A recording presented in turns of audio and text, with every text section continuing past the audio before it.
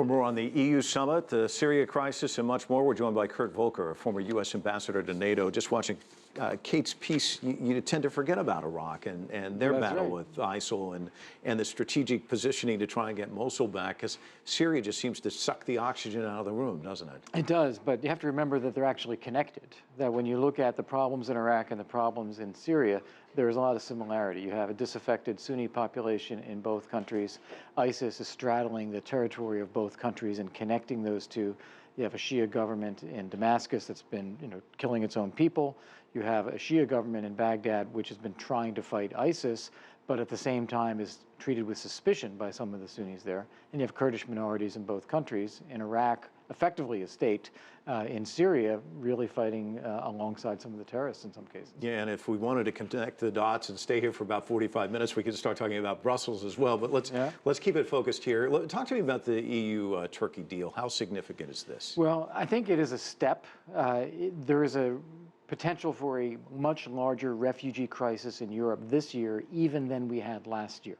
Some of the early signs of migrants coming into Europe through the Balkans, say in January, much higher than they were a year ago. So that portends a really bad summer.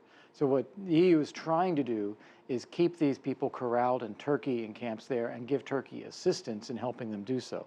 The trick is going to be in implementation. How do you really stop people from moving? What kind of implementation and enforcement do you have?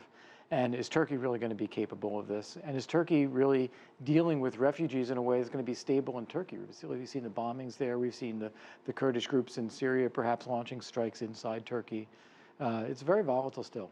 It's interesting. I was listening to you and counting. There's at least 3 questions there. And that's the problem with this whole region is it tends to be you turn off one spigot, another one goes on. Because I was reading today that Libya, the migrants now crossing the Mediterranean in the thousands. So it's almost whack-a-mole, isn't it? Right. I mean, it may go away here if they're lucky, but you still have the issue of ISIL and Libya as well. Right, you do. Well, you've got multiple problems at the same time. And partly it was a failure of Europe to shut off its welcome of refugees, so that the more the word got back, we can get there, we can get asylum, we can stay, they won't get rid of us, then it opened up more and more. You have a country of Libya that doesn't really have an effective government. You have a lot of militias who are willing to take stuff for cash. That's brought people up from sub-Saharan Africa and North Africa through Libya. You have the Syria crisis, and that's been a walking route across Turkey. You have people coming in from Afghanistan and Pakistan and Central Asia getting to Europe as well because they see that it's an opportunity. And that's where I think this EU-Turkey deal is meant to be the first step in showing we are going to stop taking all of these people. But again, until we seal up some of these crises, Libya, Syria, Afghanistan, the flow, the supply of refugees is going to keep coming. Talk to me about the Kurds and this new region that they're creating, because we had Michael Hanlon on The Heat, and he was talking about confederation may be the only answer for this area because it's so fractured. Is this the first step in that? Yeah, I think you have to look at the Kurds as multiple groups, actually. It's not just one monolithic Kurdish people.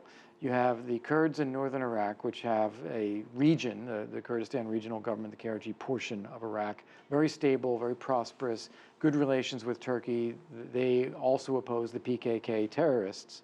You have the Kurds inside Turkey that Turkey's been very concerned about because Turkey wants to maintain its own territory and sees them as terrorists. And then you have Kurds inside Syria and also inside Iran. In Syria, they've been fighting the Assad regime alongside ISIS, alongside other moderate groups inside Syria. The U.S. has been trying to work with them, but Turkey's been bombing them. So you have multiple Kurds that we're talking about.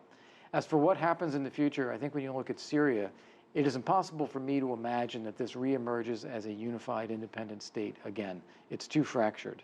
I think you're going to have a balance of forces that creates ceasefire lines on the ground, and that gets ratified in some political negotiation.